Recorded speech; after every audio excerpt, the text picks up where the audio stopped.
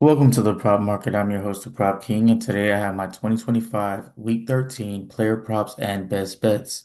So I have seven player props for you, along with two best bets.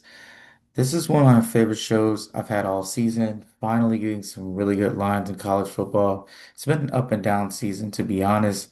And now we're getting closer to the playoffs, so it's really time to lock in. We've got more data. We got all the information.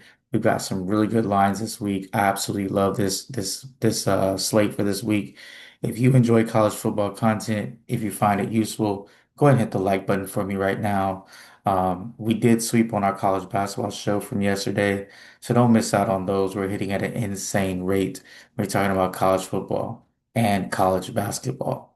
I'm going to get to my stats here in a second, but before I do, let me remind you of everything you get here in the prop market. Number one, full transparency. Number two, you get really strong picks that I bet myself. And then number three, I give you some information that you did not know before you got on this channel. With that being said, let's get to our stats here. 13 for 15, 46%. And then 67 of 49 at 58%. My goal is 58% for my props. So, we're doing okay. And then our best bets, we're going to start reeling them in here. I got two really good ones today that I feel very confident with. And my first prop play is going to be Jalen Daniels of Kansas. I love Jalen Daniels in this spot. Iowa State is giving up 217 yards through the air, so they're not the best passing team around. Projected passing yards 224, average passing yards is 219. He's been over in six of his 10 games at this line. He's a fifth-year senior. Look for him to try to go out, with a bang, and look for Kansas. This guy's been very loyal to the program. Look for them to continue to allow him to spin the football, probably more than ever, as he's trying to like phase into the next part of his career.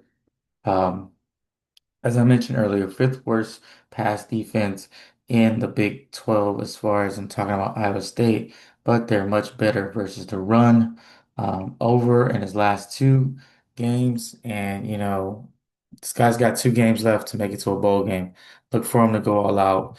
Give me the over 198 passing yards for Jalen Daniels.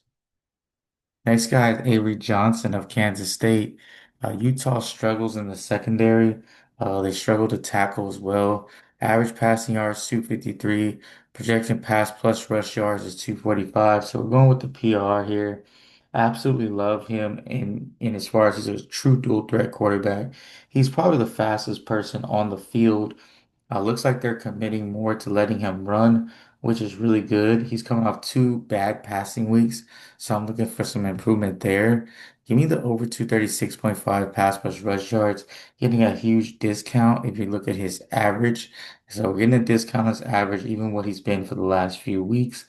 I looked at the stats, and I mean, he's been doing really well against teams that do when he's losing. So he's probably going to be losing this game, which means it's a positive game script for him to come back and win. Taylor Green. Arkansas. He did not cash for the first time in the last show, but that's not stopping me from going back to him. Average passing yards 254, projected passing yards 224. Texas secondary is the weakest part of their defense. So going against a very good rush defense, no one has been able to run on this Texas front seven, facing a strong defense, as I mentioned, but a 10-point underdog, so they're coming in as dogs. Texas is allowing 234 yards through the air. Their coverage, like I said, breaks down at moments.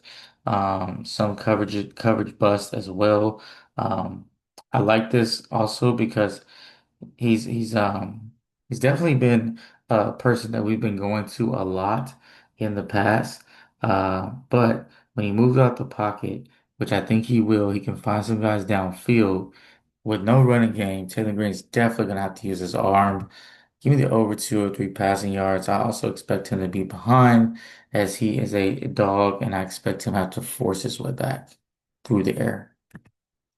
Next guy is Kyron Jones of Vitech. Average pass plus rush yards 229, pass plus rush yards 215. Had 15 carries in his last three games, had over 15 carries in his last three games. So getting real active on the ground.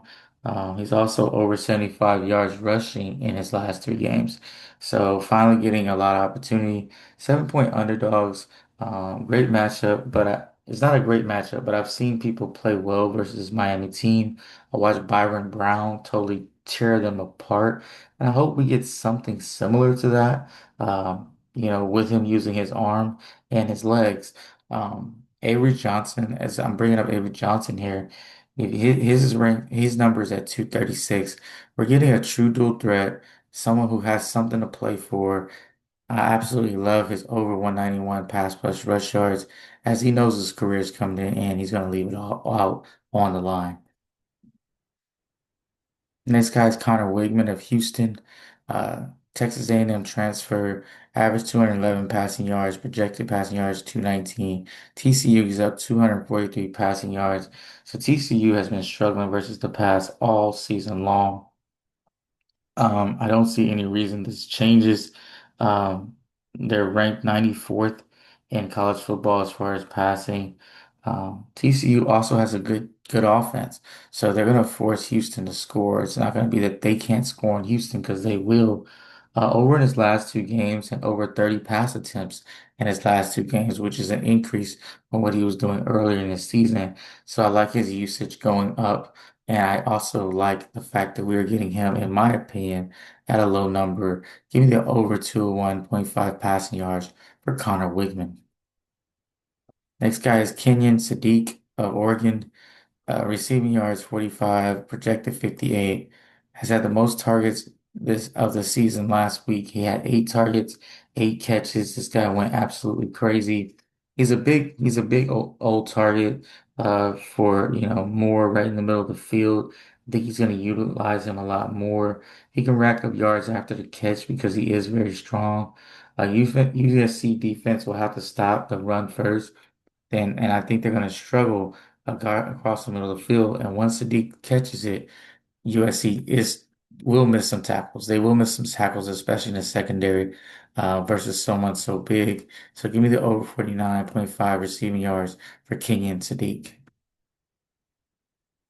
Last but not least, we got Quinterion Wisner uh, of Texas. Average rushing yards 53, projected him at 72. Arkansas gives up the second most rushing yards in the SEC. So everyone is kind of feasting off this defense of Arkansas, really bad ranked versus the run. Also, they don't tackle well, and Wisner still gets the most carries on the team. Arkansas has given up 181 rush yards. Go ahead and give me this over for 66.5 rush yards for Quintravion Wisner. Now for our best bets, and I got two spread picks.